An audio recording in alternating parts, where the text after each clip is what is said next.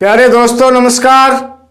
आप सभी दोस्तों का आपके अपने YouTube channel job with PD में हार्दिक अभिनंदन, स्वागत। तो दोस्तों अपना टॉपिक प्रतिशत के बारे में चल रहा था, जिसमें अपने पिछली 3 क्लासों में अलग अलग टाइप यानी 1 से लेकर 10 टाइप का अध्ययन किया था। आज अपन उससे आगे पढ़ेंगे। टाइप नंबर 11 है। देखो टाइप नंबर 11 है, वस्तु के मूल्य में बार बार परिवर्तन से कुल परिणाम पर प्रतिशत प्रभाव। कहने का मतलब एक वस्तु है, उसमें एक बार मूल्य में वृद्धि हो गई, फिर दोबारा से उस मूल्य में वृद्धि या कमी हो गई, तो जो कुल परिणाम यानी वस्तु के कुल मूल्य पर कितने प्रतिशत कमी या वृद्धि होगी, यानी उस कुल मूल्य पर कितना प्रभाव पड़ेगा, उस टाइप के अपन सवाल करेंगे। जैसे मैं आपको एक एग्जांपल देता हूं। एक दुकानदार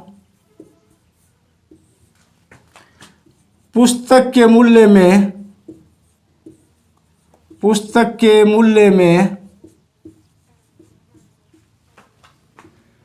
पहले 20%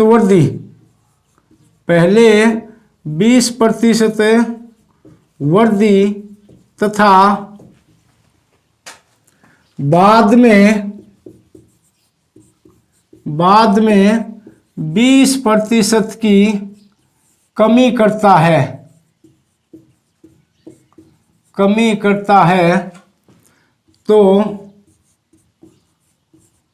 कुल मूल्य पर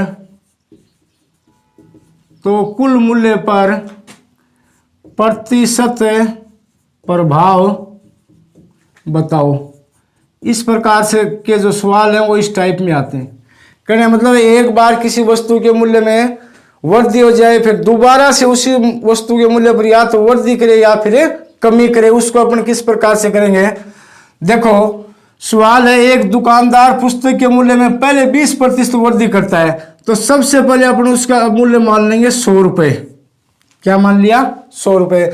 अब पहले क्या करता है, उसमें 20% की वृद्धि करता है। प्लस का मतलब ये क्या है, वृद्धि, यानी 20% वृद्धि करता है, तो पुस्तक का मूल्य कितना हो जाएगा? 120 रुपए हो जाएगा। शुरुआत में अपन ने कितना माना था? 100 रुपए। अब 20% की वृद्धि, इसका मतलब 100 का 20% 20 ही होगा, वो 100 में जुड़ गया, कितने हो गए? 120। यानी 20% वृद्धि से पुस्तक का मूल्य कितना हो गया? 120 रुपए होगा। अब देखो आगे, तथा बाद में 20% की कमी करता है। अब ये मूल्य हो गया 20% वृद्धि होने से। अब क्या करता है, दोबारा से इस मूल्य के ऊपर वो 20% की क्या करता है? कमी करता है। ये प्लस माइनस यानी वृद्धि और कमी की जगह मैंने प्लस माइनस लिख दिया, कोई दिक्कत नहीं है। दोबारा क्या करता है, उस मूल्य पे 20% की कमी करता है। तो मूल्य कितना था? 120, तो इसका अपने 20% निकाल लेंगे। 120 का 20%, इस प्रकार से निकालते। देखो 120 का मतलब गुणा 20% का मतलब 100। 1 0 1 0 1 0 1 0 कट गया, 12 दूनी 24 रुपए। यानी दोबारा से उस मूल्य में 24 रुपए कमी आएगी, तो दोबारा मूल्य कितना लिया अपन ने? 120 रुपए। तो 120 में से 24 घटाएंगे, 120 माइनस 24 कितने रहा? 96 रुपए। यानी 20% कमी करने के बाद में वस्तु का मूल्य कितना आ गया? 96 रुपए। अब कितने प्रतिशत की वृद्धि हुई है? तो शुरुआत में अपन ने क्या माना था? 100 माना था, तो इसको अपन क्या करेंगे? 100 में से घटा देंगे। 96 माइनस 96 माइनस के 100, यानी कितने आ गए? माइनस के 4%। अब ये मान किस में आया है? माइनस में आया। माइनस में मान आने का मतलब क्या है? वस्तु के कुल मूल्य पर 4% की कमी हुई है। अगर यहाँ प्लस आता तो अपन क्या करते? वस्तु के मूल्य पर 4% की वृद्धि हुई है। कहने मतलब बार बार कोई वस्तु उसके मूल्य में परिवर्तन हो, तब अपन कुल जो परिणाम निकालेंगे वो इस प्रकार से निकालेंगे। अब देखो जैसे एक एग्जाम्पल और इसी को ले लेता हूं मैं। अब देखो दूसरा एग्जाम्पल है, मान लो एक दुकानदार पुस्तक के मूल्य में पहले 25% की वृद्धि करता है तथा बाद में 20% की कमी करता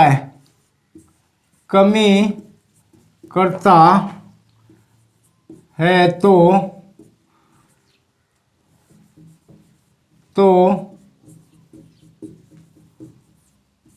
पुस्तक के मूल्य पर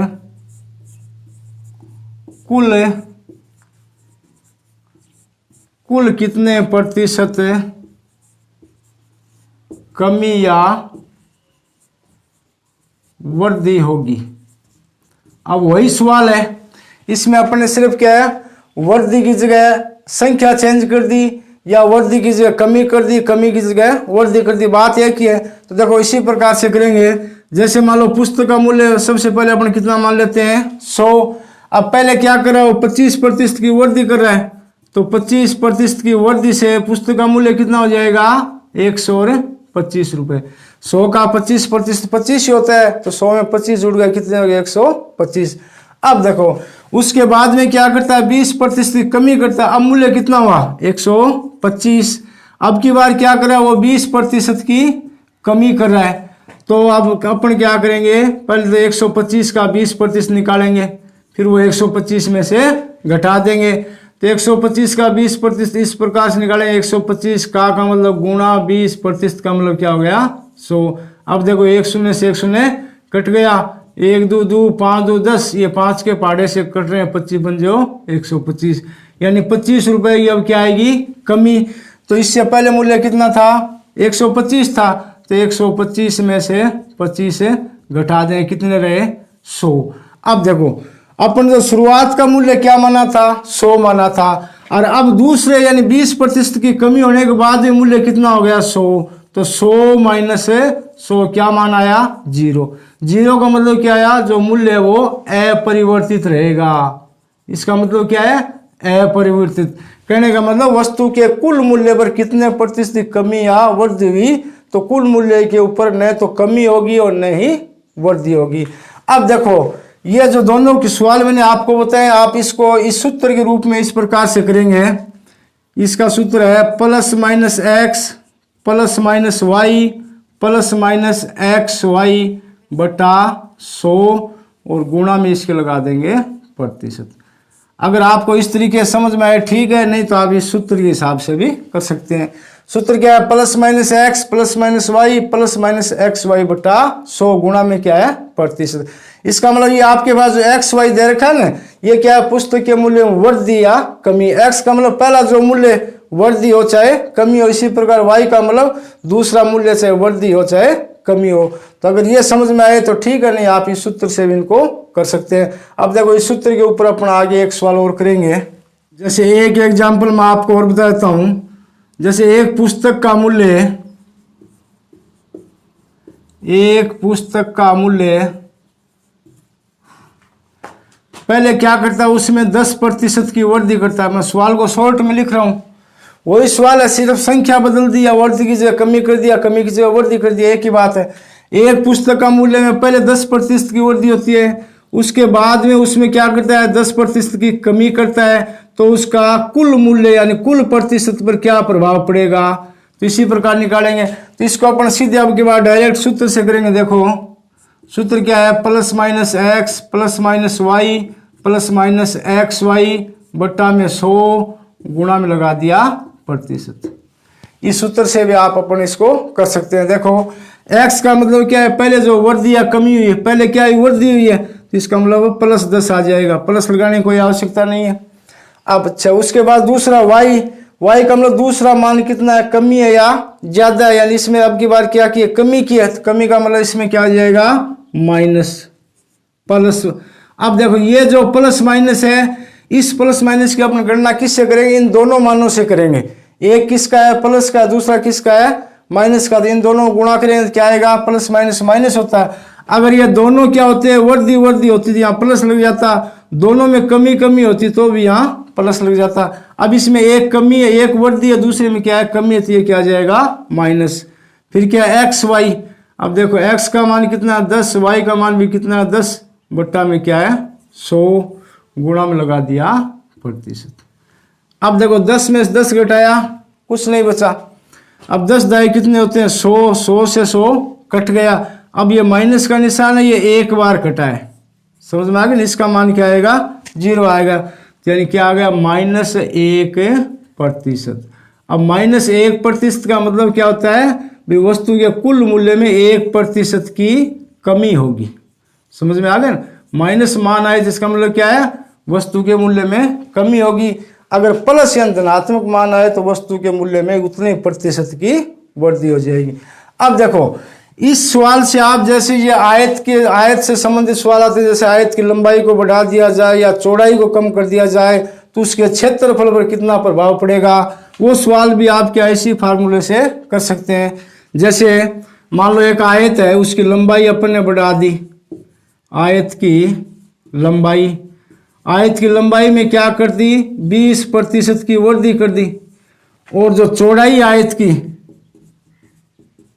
चौड़ाई में अपन ने 20% की कमी कर दी, तो बताओ उसके क्षेत्रफल पर क्या प्रभाव पड़ेगा। करें मतलब क्षेत्रफल कम होगा या ज्यादा होगा। तो इस टाइप के भी जो सवाल आएंगे ना वो भी आप इसी फॉर्मूले से कर सकते हो। तो आप देखो इसमें आयत की लंबाई 20% बढ़ाई है तो x की जगह अपन क्या लिख देंगे 20 प्लस का आ जाएगा कि वृद्धि हुई है। उसके बाद में चौड़ाई कितनी है 20% कम की है तो y की जगह क्या आ जाएगा -20। अब देखो प्लस माइनस यहाँ क्या आएगा माइनस आएगा। अब x का मान कितना है 20 और y का मान भी कितना है 20/100 और गुणा में लगा दिया प्रतिशत। अब देखो 20 में से 20 घटाएंगे कुछ नहीं बचा माइनस। अब 2 दूनी 4 यानी 400 हो गए, 400/100 या सीधा काट लो 2 शून्य 2 शून्य कट के कितने आए -4%। कहने का मतलब आयत की लंबाई अब अपन 20% बढ़ाएं और उसकी चौड़ाई 20% करें तो जो क्षेत्रफल है उसमें 4% की कमी होगी। इस प्रकार से ये जो आयत वाली लंबाई चौड़ाई से या वर्ग का दे दिया या वर्त का दे दिया या कोई ठोस गोले का दे दिया, तो इस प्रकार के जो सवाल है वो भी आप क्या इस फॉर्मूले से कर सकते हैं। ये आपका अपना हो गया टाइप नंबर 11। दोस्तों उसके बाद में टाइप नंबर 12 देखो, एक मिश्रण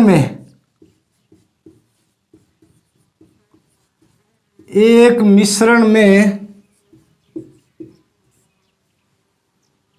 प्रतिशत से परिवर्तन करने वाला मिश्रण से संबंधित सवाल है वो आप किस प्रकार से करेंगे। एक मिश्रण में परिवर्तन से प्रभाव। मिश्रण का मतलब क्या होता है जिसमें दो या दो से अधिक चीजें आपस में मिली होती है उसको अपन क्या बोलते हैं मिश्रण। जैसे मान लो नमक और पानी का मिश्रण हो गया, उसके बाद में चीनी और पानी का मिश्रण हो गया, समझ में आ गया ना। तो उसमें क्या है इसमें एक अपने को मिश्रण यानी एक घोल दिया होगा, उसमें चीनी की मात्रा कम या ज्यादा करें तो क्या प्रभाव पड़ेगा। अगर उसमें चीनी की जगह पानी की मात्रा और डाल दें तो चीनी पर क्या प्रभाव पड़ेगा। इस प्रकार से सवाल है। अब देखो आप जैसे एक उदाहरण समझो, मान लो अपने पास 8 लीटर मिश्रण है, क्या है 8 लीटर मिश्रण या 8 लीटर क्या है घोल है। इस घोल में 25% चीनी की मात्रा है, कितनी है 25%। समझ में आ गया। क्वेश्चन इस प्रकार से है भी 8 लीटर घोल में 25% चीनी है। अगर इसमें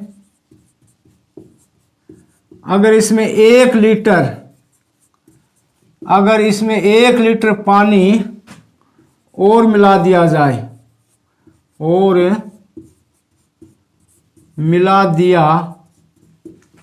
जाए तो चीनी की प्रतिशत मात्रा ज्ञात करो। तो चीनी की प्रतिशत मात्रा ज्ञात करो। अब इसको आप सबसे पहले समझ लो भी अपने पास घोल कितना है 8 लीटर यानी मिश्रण कितना है 8 लीटर, उसमें यह कह रहा है कि 25% चीनी है। अगर इस मिश्रण में 1 लीटर पानी और मिला दिया जाए तो बताओ चीनी की प्रतिशत मात्रा कितनी होगी। समझ में आ गया ना। तो देखो सबसे पहले अपने पास घोल कितना है 8 लीटर, 8 लीटर अपने पास घोल है यानी मिश्रण है, उसमें चीनी कितनी है 25%। अब यह 25% दे रखी है तो ये तो अपने को पता नहीं है अभी 8 लीटर में 2 लीटर है 3 लीटर है 5 लीटर है। तो सबसे पहले अपन क्या करेंगे 8 लीटर का 25% निकाल लेंगे। तो 8 का 25% कितना आ जाएगा, 8 गुणा 25/100। इस प्रकार से निकालते हैं प्रतिशत। 25 का 25, 25 चौका 100, 1 चौक चौक 2 चौक 8, यानी 2 लीटर आ गई। करने मतलब 8 लीटर का जो घोल है वो मिश्रण है, उसमें 2 लीटर क्या है, चीनी है। अब ये सवाल कह रहा है कि अगर इसमें 1 लीटर पानी और मिला दिया जाए, तो देखो 8 लीटर मिश्रण यानी घोल है, अब इसमें 1 लीटर पानी और मिला देंगे तो घोल की मात्रा कितनी हो जाएगी, 8 + 1 यानी 9। अब घोल अपने पास कितना हो गया, 9। अब 9 लीटर में चीनी अपने पास कितनी है, 2 लीटर है। चीनी कितनी है, 2 लीटर। अब ये पूछता है कि चीनी की मात्रा कितने प्रतिशत वो ज्ञात करनी है, तो उसको सीधा कर लेंगे भाई। 9 लीटर में कितनी है, 9 लीटर में है 2 लीटर, तो 1 लीटर में कितनी हो जाएगी, 2/9। 100 गुणा कर देंगे क्योंकि प्रतिशत ज्ञात करना है, तो सीधा कितना हो जाएगा, 100 को 2 से गुणा करेंगे 200/9। अब 200 में 9 का भाग दे देंगे, 9 दूनी 18, 2 बच गए 0, 9 दूनी 18, फिर 2 बच गए, बट्टा में 9। इस प्रकार से क्या है, नए मिश्रण में चीनी की मात्रा कितनी हो जाएगी, 22 सही 2/9%। अब देखो इसी प्रकार जैसे मान लो इसी सवाल को 8 लीटर घोल में 25% चीनी है। अगर इसमें ये जो पानी दे रखा है, अगर इसमें पानी दे रखा है, इसकी जगह मैं चीनी कर देता हूं। अगर इसमें 2 kg चीनी, इसमें 2 kg चीनी और मिला दी जाए तो चीनी की प्रतिशत मात्रा ज्ञात करो। सवाल वही है, तरीका वही है, सेम टू सेम। सिर्फ क्या है, पिछली बार अपन ने इसमें क्या मिलाया था, घोल में पानी मिला दिया, अब की बार इसमें क्या मिला दिया, चीनी मिला दिया। तो चीनी की प्रतिशत मात्रा कितनी हो जाएगी, देखो भाई अपने पास घोल कितना है, 8 लीटर है। कितना है, 8 लीटर। उसमें चीनी कितनी है, 25% है। 25% का मतलब कितनी होगी, 2 लीटर होगी। कितनी होगी, 2 लीटर। अब यह करा इसमें चीनी 2 kg और मिला दी जाए तो 8 की जगह घोल अब की बार अब कितना हो गया अपने पास, 2 और मिलाने से 10 लीटर हो गया, यानी मिश्रण कितना हो गया, 10 लीटर। अब देखो मिश्रण के साथ साथ इसमें चीनी भी अब की बार बढ़ रही है, क्योंकि चीनी मिलाया है तो चीनी कितनी होगी, 2 और 2 4 लीटर, यानी नहीं सॉरी 4 kg। चीनी कितनी होगी, 4 kg। अब यह पूछ रहा है कि नए घोल में चीनी की प्रतिशत मात्रा ज्ञात करो। नया घोल अपने पास कितना हो गया, 10, उसमें चीनी कितनी है, 4, तो 1 में कितनी हो जाएगी, 4/10, और प्रतिशत ज्ञात कर रहे हैं गुणा में 100। अब 1 0 से 1 0 कट गया, 10 100 कितने हो गए, 40%।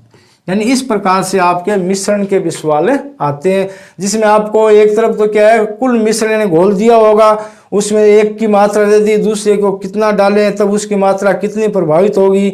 अब पहले उदाहरण में अपन ने क्या पढ़ा था, 8 लीटर घोल है, उसमें 25% चीनी है। अब इसमें 1 लीटर पानी और मिला दिया जाए तो घोल भी बढ़ जाएगा, 8 के साथ 9 हो गया, और चीनी अपन ने कितनी 2 kg निकाली थी, तो उसमें क्या इसी प्रकार उसका प्रतिशत निकालने गुणा में 100 कर देंगे।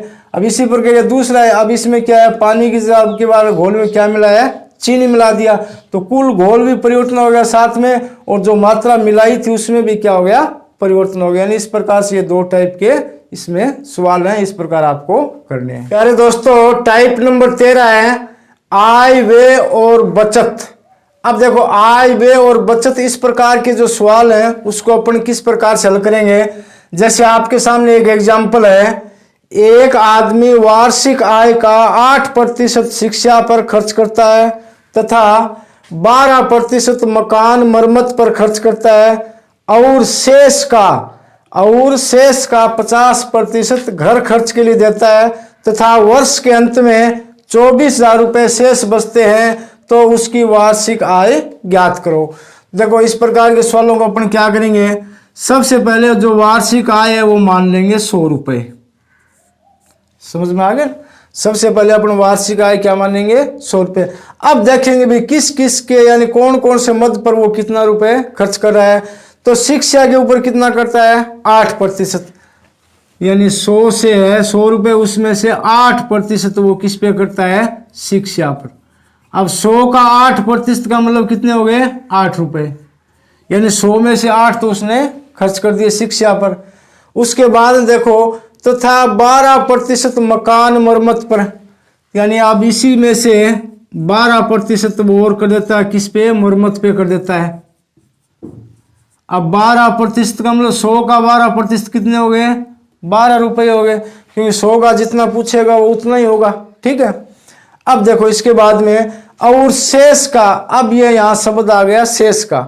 शेष का मतलब ये है कि ये जो दोनों टाइप के जो खर्चे उसने किए हैं, इन खर्चों को 100 में से घटाएंगे, जो मान आएगा वो होगा शेष। वो मान क्या होगा? शेष। फिर शेष का 50%, यानी शेष जो मान है उसका अपन 50% निकालेंगे। पहले इन दोनों को जोड़ दें, कितने हो गए? 12 और 8 20, यानी 100 में से वो 20 रुपये तो यहाँ तक खर्च कर दिए। अब शेष कितने बचे? 80 रुपये। शेष कितने बचे? 80 रुपये। अब देखो शेष का यानी 80 का 50% घर खर्च के लिए देता है, तो घर खर्च के लिए कितना देता है? 50%। ये देता है घर खर्च के लिए। तो अब अपने पास धन कितना है? 100 रुपये बचा है। 100 का 50% निकाल लेंगे, इस प्रकार से निकालेंगे। 80 बचा है, सॉरी कितना बचा? 80 बचा है, तो 80 का 50% इस प्रकार निकालेंगे। 80 का मतलब गुणा 50% का मतलब 100। एक से एक यानी कितने आ गए? 8 पंजो 40 रुपये। यानी शेष 80 था, उसका 50% यानी कितना आ गया? 40 रुपये। 40 रुपये वो क्या है? अपने घर खर्च के लिए देता है। अब देखो उसके बाद में वर्ष के अंत में इतने रुपए उसके पास बचते हैं। तो यहाँ देखो 100 रुपये अपने धन माना था, वो उसने इस प्रकार उसको खर्च कर दिया। तो अब खर्च करने के बाद में यहाँ देखें भी अपने पास कितना रुपए बचता है। तो अपने पास क्या है? 80 में से 40 घटाया, अपने पास कितने रुपए बचे हैं? 40। कितने रुपए बचे हैं? 40। और इस प्रकार से वो 24,000 रुपये बचाता है। तो उसकी कुल यानी वार्षिक आय ज्ञात करनी है। तो अपने पास कितने बचते हैं? 40 रुपये। तब उसकी वार्षिक आय अपन ने कितनी मानी है? 100 रुपये। अगर एक हो तो 100/40, और इस प्रकार से अगर 24,000 बच रहे हैं तो गुणा में अपन क्या कर देंगे? 24,000। अब देखो एक शून्य से एक शून्य कट गया, 1 चौक चौक 6 चौक 24 और 2 0 यानी 600। 600 को 100 से गुणा करेंगे, 600 गुणा 100। तो 6 को 1 से किया 6, 1 2 3 4, 1 2 3 4, यानी इकाई ढाई सैकड़ा हजार 10,000 यानी 60,000 रुपये है उसकी वो वार्षिक आय है। अब देखो ये सवाल अपना सही है या गलत है, यानी ये जो मान आया सही है गलत है, इसकी अपन जांच भी कर सकते हैं। कैसे? अब देखो पहले अपने वार्षिक आय कितनी मानी थी? 100 रुपये। अब अपने पास एकदम स्पष्ट रूप से आ गई कि उस व्यक्ति की वार्षिक आय कितनी है? 60,000 रुपये। अब 60,000 रुपये में 8% वो किस पे करता है? शिक्षा पे। 12% किस पे करता है? मकान पे। 12 और 8 कितने हो गए? 20। तो पहले अपन 60,000 का 20% निकाल लेंगे। समझ में आ गया ना? अब 60,000 का 20% निकाल के वो 60,000 में से घटा देंगे, क्योंकि शेष का जो शेष बचा है उसका 50% फिर निकालेंगे। वो किस में? मकान मरम्मत में खर्च करता है। तो उसके बाद में अपन देखेंगे तो मान कितना आएगा? 24,000 रुपये उसके पास बचेंगे। अब देखो ऐसे एक दो उदाहरण और देखते हैं। प्यारे दोस्तों, अब आय व्यय और बचत के ऊपर देखो दूसरा उदाहरण है। 300 रुपये में से श्याम ने 105 रुपये गेहूं पर तथा 100 रुपये साग सब्जी पर खर्च करता है तथा 40 रुपये शिक्षा पर खर्च करता है। तो बताओ शिक्षा व साग सब्जी पर कितना प्रतिशत व्यय करता है? अब देखो, अब इसमें अपने पास आय दे रखी है अभी 300 रुपये है। कुल रुपए कितने हैं? 300। अब इसमें आय मानने की अपने को आवश्यकता नहीं है, क्योंकि कुल धन मानो या कुल आय मानो वो दे रखी है अभी 300 रुपये है। अब 300 रुपये में से ये खर्च कर रहा है, तो 300 रुपये में से गेहूं पर कितना खर्च करता है? 105 रुपये। 105 रुपये किस पे है? गेहूं पे। अब उसके बाद में 100 रुपये वो है साग सब्जी पे, यानी सब्जी पे करता है। और उसके बाद में 40 रुपये है वो किस पे करता है? शिक्षा पे करता है। उसके पास टोटल रुपए कितने? 300। 105 रुपये गेहूं पर खर्च हो गए, 100 रुपये सब्जी पर और 40 रुपये शिक्षा पर। अब इसमें यह पूछ रहा है कि बताओ शिक्षा व साग सब्जी पर कितना प्रतिशत व्यय करता है, यानी प्रतिशत में पूछना है। तो एकदम सीधा सा एकदम सिंपल है। मान लो शिक्षा है, शिक्षा के ऊपर कितना रुपया खर्च कर रहा है? वो 40 कर रहा है। अब कितने में से कर रहा है? 300 में से। भाई टोटल रुपए तो अपने पास 300 ही है। 300 में से 40 रुपये शिक्षा पर खर्च कर रहा है, तो 300 में से 40 कर रहा है, तो 40/300 प्रतिशत याद करना है, तो गुणा में 100। अब देखो 2 शून्य से 2 शून्य कट गए, मान कितना आया 40/3। 40/3 का मतलब 13 सही 1/3%। यानी इतना प्रतिशत वो वे है वो यानी खर्च शिक्षा के ऊपर करता है। अब इसी प्रकार मान लो साग सब्जी में पूछ लिया तो साग सब्जी में कितना रुपए करता है 100 करता है, कितने में से करता है 300 में से, बटा में 300 गुणा में क्या आएगा 100। अब देखो 2 शून्य 2 शून्य कट गए तो मान कितना आएगा 100/3 यानी 100 में 3 का भाग दें कितना आएगा 33 सही 1/3%। अब इसी प्रकार मान लो गेहूं पर और पूछ ले, समझ में आ गए ना, तो गेहूं के ऊपर 300 में से कितना 105 रुपए खर्च करता है, तो 105 खर्च करता है 300 में से, तो 100 में से गुणा 100 करेगा। अब देखो 2 शून्य 2 शून्य कट गए, 105/3 इसका मान कितना आएगा 35%। कहने मतलब कुल धन दिया गया हो, अलग अलग मदों पर कितना खर्च कर रहा है उसका प्रतिशत अपने को निकालना है, तो अपन इस प्रकार से निकालेंगे। ऊपर तो जो लिखेंगे जो मद है उस पर कितना खर्च है, नीचे क्या लिखेंगे कुल गुणा में क्या लिखेंगे 100, इस प्रकार से करेंगे। प्यारे दोस्तों एक एग्जाम्पल और समझो, जैसे रमेश अपनी मासिक आय का 30% भोजन पर खर्च करता है, शेष का 40% परिवहन पर खर्च करता है, इसके बाद शेष का 50% बचत करता है। यदि रमेश की मासिक आय 18,400 रुपये हो तो उसकी मासिक बचत ज्ञात करो।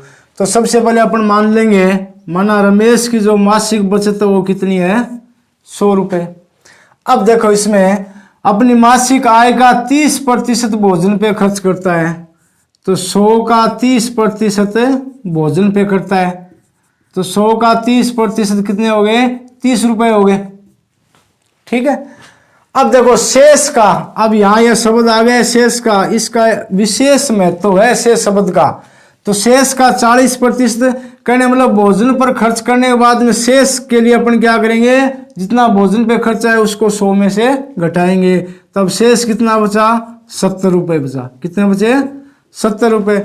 अब शेष का 40% परिवहन पे करता है, तो 70 का 40% किस पे करता है परिवहन पे, तो 70 का 40% अपन इस प्रकार से निकालेंगे, 70 का मतलब गुणा 40% का बट्टा में 100, 1 से 1 1 से 1 यानी 700 कितने आ गए 28 रुपये, यानी 28 रुपये वो किस पे करता है परिवहन पे करता है।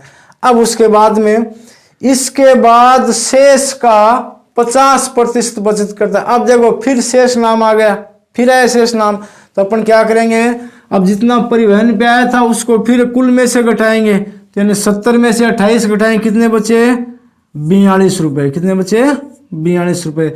अब ये करें शेष का, यानी शेष अपने पास है 42, इसका 50% बचत करता है, तो अब अपन निकालेंगे 42 का 50% बचत, तो 42 का 50% कितना हो जाएगा 42 का मतलब गुणा 50% का बट्टा में 100, 50 दूनी 100 और 21 दूनी 42, तो मान कितना आ गया 21 रुपये। यानी 42 रुपये में से 50% का मतलब कितना हो गया 21 रुपये वो क्या करता है बचत करता है। अब देखो उसके बाद फिर भी मासिक आय उसका क्या है, मासिक आय कितनी 18,400 रुपये, ये इसकी क्या है मासिक आय, समझ में आ गया ना। तो अपन ने आय कितनी मानी है 100 रुपये, कितनी मानी है 100 रुपये। जब अपन आय 100 मानते हैं तो उसके अपने बचत कितनी होती है, उसके पास है 21 रुपये, यानी 100 में से बचत कितनी हुई 21 रुपये, तो 1 में से 21 बट्टा में 100, अगर उसकी मासिक बचत कितनी 18,400, तो गुणा में क्या कर देंगे 18,400। अब देखो 2 शून्य से 2 शून्य कट गए, तो 21 को 184 से गुणा कर लेंगे, 21 गुणा 184, 21 चौका कितने हो गए 84, असल लगी 8, 21 8 168 और 8 कितने हो गए 176, असल की 17, 21 का 21 और 17 कितने हो गए 21 और 17 38, ये इतने रुपए क्या आ गई उसकी मासिक बचत आ गई। तो इस प्रकार से आय व्यय और बचत से संबंधित ये सवाल भी प्राय कर एग्जाम में आते हैं। तो प्यारे दोस्तों आज अपन ने 3 टाइप किए हैं, उम्मीद है कि आपको अच्छे से समझ में आया होगा। तो क्लास अच्छी लगी तो आप लाइक शेयर कमेंट जरूर करें। धन्यवाद।